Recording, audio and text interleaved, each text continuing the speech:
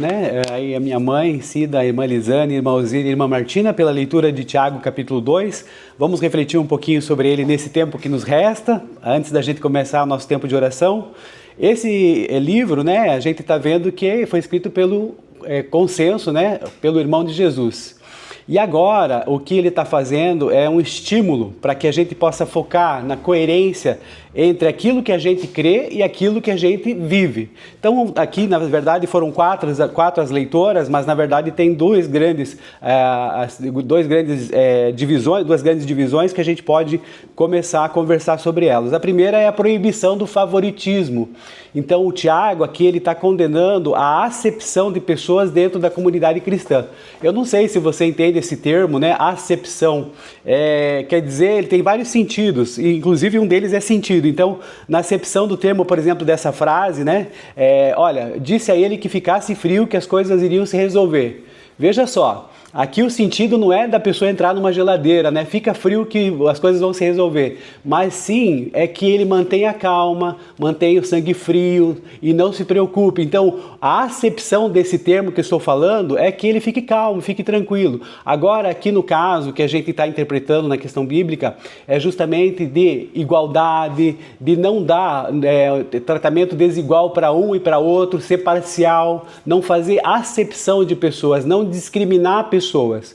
Então eu tenho que tratar pessoas com igualdade, sem favoritismo. Isso a gente deve fazer em todos os momentos, né? Então aqui ele está demonstrando para a gente, inclusive, essa questão, né, de que numa festa, numa reunião, aí tem um homem rico com anéis de ouro, roupas finas, e um pobre que tem roupas sujas. Então nós não podemos tratar o rico com um privilégio e desprezar o pobre, porque isso é pecado. Então ele vai apelar aí que a gente chama da lei régia. Você já ouviu falar? Não sei se você tem na sua versão, né? Na versão, por exemplo, Almeida Revista e Atualizada, vai falar o seguinte: se vós, contudo, observais a lei régia segundo a Escritura, amarás o teu próximo como a ti mesmo, fazeis bem. Então, o que é essa lei régia, né? A lei régia, na verdade, é o seguinte: lá na antiguidade, algo régio era aquele que estava acima de todas as outras coisas, que tinha uma autoridade máxima. Então, Tiago, de certa maneira, está argumentando aqui que nós não podemos escolher quais mandamentos seguir. Ele usa o termo para elevar esse amor ao próximo ao status de um critério definitivo, absoluto. Nas nossas vivências sociais, a gente tem leis que são revogadas o tempo todo, mas aqui no caso, essa lei régia é uma lei que é definitiva, que ela é absoluta, ela não admite uma interpretação diferenciada, né, de amar o próximo. Então ele vai trazer essas questões de prática mesmo da nossa fé, para que a gente possa compreender que a fé sem obras é morta. É nesse sentido que Tiago aqui está querendo demonstrar para a gente. Também essa questão de justiça e misericórdia, né?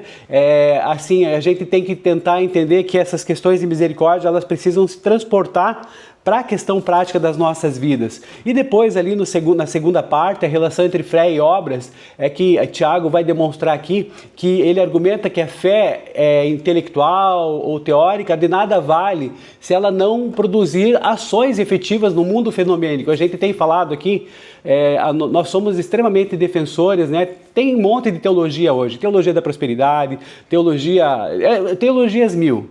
Mas a nossa teologia aqui é uma teologia prática. A gente gosta muito de chamar o que a gente, praxis, que é a prática, é o termo que se usa para dizer da teologia prática. Quer dizer, tem que transportar isso das nossas mentes, do nosso coração, para o mundo fenomênico, tem que transformar isso em atitude material, que se ali concretiza.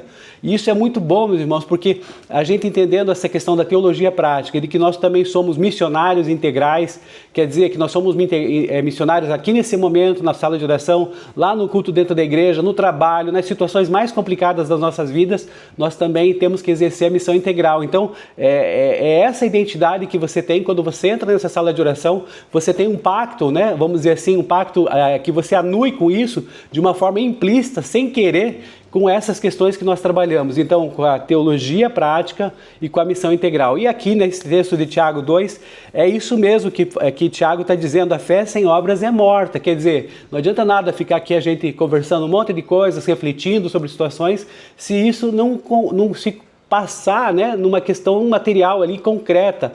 Isso não vai ajudar, de certa maneira, a gente a transpor essa barreira que existe entre fé e obras, porque é muito fácil a gente falar, fazer planos, mas é difícil de concretizá-los, de você buscar realmente fazer com que isso realmente tenha ali uma questão de concretização desses planos. Então, ele vai dizer, inclusive ele ironiza ali, né, o exemplo dos demônios. Até os demônios creem, Deus estremece, quer dizer, até os demônios ali têm fé, mas isso não transforma cada um deles, né, desses demônios. Então, a gente também não pode se igualar a eles, a gente tem que demonstrar isso, de realmente ter essa vinculação para ajudar. E aí ele demonstra esses exemplos como Abraão que mostrou a sua fé a oferecer o seu filho Isaac, ali, quer dizer, foi até as últimas consequências, porque queria entender e concretizar a sua fé de uma maneira plena, né? E Deus ali viu a fidelidade de Abraão e promoveu o livramento. Também a prostituta Raabe ali, que ajudou os espias e mostrou a sua fé ao acolher os mensageiros. Então, foi, de certa forma, né, a fé concretizada em ações práticas. E aí a gente precisa entender que, assim como o corpo sem o espírito está morto, a fé sem obras também está morta. Mas, apesar de ser simples tudo isso, como é que a gente pode compreender isso de uma maneira mais prática? Já que a gente agora vai tentar definir aqui nesses minutos adiante, como que a gente pode transformar isso em ações concretas? Então, assim, Tiago, ele, embora não use esses termos que eu vou falar para você agora, empatia e compaixão, a verdade é que a gente pode sim fazer, mapear, digamos assim, perfeitamente essa distinção. Então, por exemplo, ali em Tiago 2:15 a 16, a empatia, o que ela é? Ele está demonstrando aqui para a gente nessa passagem, né? Que a empatia, ela na verdade é assim, é você ressoar a dor do outro, você, como se fosse ecoar a dor do outro em você. Você entende o que ele sente. E aí a gente pode perceber que em Tiago 2 realmente existe aqui aquela irmã, percebendo isso, tendo uma sensibilidade, aquele irmão, aquela irmã está necessitado de roupa e de comida. E a resposta, que é empática, mas ela não produz esse fruto de concreção, no caso, ide em paz, né, aquecei-vos aí e tal, e fartai-vos, quer dizer, você fala isso, né, mas isso só são palavras, ela não tem a transposição para a questão da compaixão. Então, assim, o observador que faz isso, ele reconhece a necessidade, o frio, a fome, mas a resposta, ela permanece simplesmente ainda no desejo do sentimento, da intenção. É uma conexão que ela não gera um movimento físico, quer dizer, a roda da realidade, ela não é rodada, ela fica naquela situação de inércia, parada. E aí, compaixão, então, o Tiago vai nos transportar para a ação, ali nos versículos 17 e 18, assim também a fé por si só, se não for acompanhada de obras, está morta. Mas alguém dirá, você tem fé, eu tenho obras, e assim por diante, mostre-me as suas obras, e assim por diante. Bom, de qualquer maneira, o que nós precisamos entender? Que isto, a questão de você entender que a compaixão, ela automaticamente implica o desejo de uma ação para aliviar o sofrimento daquela pessoa. Então, assim, o que nós precisamos fazer é que a fé com obras, nesse caso, por exemplo, que seria entregar um casaco para essa pessoa que passa frio ou dar um pouco de comida para que ela passe fome. Então, assim, se a gente não tiver empatia, mas não estender o braço para a pessoa tomar esse esforço de fazer isso, a gente não vai fazer a compaixão, né, e a prova de vida, de fé que nós temos na vida da outra pessoa. Então, é importante você perceber isso, por quê? Porque eu agora vou entrar numa outra questão que, às vezes, mesmo querendo ajudar, a gente fica frustrado porque não consegue ajudar o tanto que a pessoa precisava ou o tanto que a gente gostaria. Não é assim? Não sei se eu estou falando alguma, né, coisa extraterrestre, mas acontece comigo isso também. Então, como é que a gente pode compatibilizar o mandamento desse altruísmo, né, com a frustração de não poder ajudar a pessoa de uma forma material? Olha só que interessante. Então, quando você tem essa questão de teologia prática, missão integral, você passa do campo de querer ajudar e você se frustra, porque você não pode ajudar. E isso, na verdade, eu quero dizer para vocês que é uma visão muito limitada da nossa visão. E a primeira coisa que eu queria falar é isso, que isso é uma visão limitada do que a gente faz, porque a gente não está prestando atenção nas coisas. Olha só que interessante. Por exemplo, vocês devem se lembrar daquela questão da moeda da viúva, certo? Que Jesus deixou claro lá em Marcos 12, 41, 44, que a ajuda dela não estava no montante absoluto, mas na proporção de entrega do coração dela. O altruísmo, olha só o princípio para você aqui não ficar mais frustrado com essas coisas, quando você não consegue ajudar uma pessoa porque você tem limitações ou porque você não consegue mesmo, né? Então, olha, o altruísmo, ele não é medido pelo que sobra, mas pela tua disposição do coração. Essa viúva que não tinha quase nada, ela deu poucas moedinhas. Em relação a ela, as coisas foram muito boas, foram maravilhosas para ela, porque, veja só, se você tem um pouco e compartilha, o pouco, nesse ato, tem maior peso espiritual do que aquele que é rico, que tem um excedente e dá um pouquinho só. Então, assim, entender que Deus não espera que você resolva a pobreza do mundo, mas Ele entende que você deve ser fiel com aquilo que você tem em mãos. Então, mude a sua mente para não viver mais essa frustração que é natural de quem quer ajudar e não consegue, porque tem limitações. Às vezes eu tento ajudar as pessoas aqui, né? Eu vejo o pastor China também, que tem um trabalho abnegado nessa área, né? Ele nunca falou isso, mas eu me frustro muitas vezes porque eu quero ajudar, mas eu tenho minhas limitações. Então, se isso é o que está acontecendo com você, entenda também a questão seguinte. Veja só, não é só dinheiro que acontece com essas coisas. Não é só dinheiro que a pessoa precisa. Tem outros recursos que são assim igualmente materiais e práticos. Por exemplo, uma das coisas aqui é o capital do tempo. Você dedicar tempo para umas pessoas. Às vezes um idoso solitário está precisando de uma hora de conversa, ali é uma escutativa que você fica ouvindo ele e tal. Você não precisa levar uma cesta básica lá para a instituição, mas ficar sentado com ele, conversando, ouvindo as histórias que a pessoa tem para contar, da vida que ele passou, das dificuldades ali que ele viveu e como ele superou. Outras vezes também, por exemplo, eu uso aqui a questão como advogado, né? A capacidade de orientar alguém. A pessoa às vezes não tem dinheiro para pagar uma consulta, então a gente conversa e tal, tenta resolver de uma maneira, uma petição simples que a pessoa precisa fazer, ou até uma forma de dizer um direcionamento para ela, olha, vai no juizado especial e assim resolve o seu problema e tal, você não vai precisar de advogado porque o seu problema ele não é tão complexo assim, né? E aí você consegue fazer isso sem precisar de uma ajuda profissional. Então, a colocar isso não quer dizer que só dinheiro, a questão do dinheiro.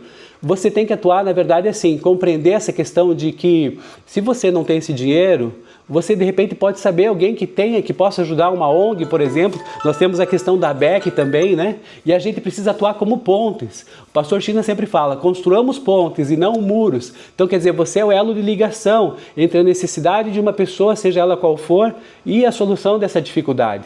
E a oração também, que é uma ação teológica prática que nós temos aqui, que às vezes não dá valor. Veja só, a gente não precisa ficar com a oração como um consolo por não poder ajudar, mas ela deve ser a primeira linha de intervenção que nós vamos dispor a fazer por essa pessoa. A oração, ela mobiliza a providência divina do Senhor e sensibiliza outros corações que possuam recurso financeiro para ajudar. Eu, por exemplo, só para vocês saberem, eu não tenho nenhuma casa na praia, mas eu tenho um colega meu chamado Vilatore, que ele é muito abastado, e ele falou assim, Hernani, a hora que você quiser, tem um apartamento lá, a chave está à disposição, meu irmão. E isso é muito bom, porque a gente não tem, mas outras pessoas têm, e a gente se sente agraciado com isso, então ele pode me ajudar, né? E é muito bom isso. Então, assim, a oração que a gente faz, a articulação que existe, veja só, a frustração, ela diminui quando a oração intercessora gera um movimento de busca por soluções coletivas. A mudança no mundo espiritual já está acontecendo, e a questão de acontecer na prática é uma questão de tempo.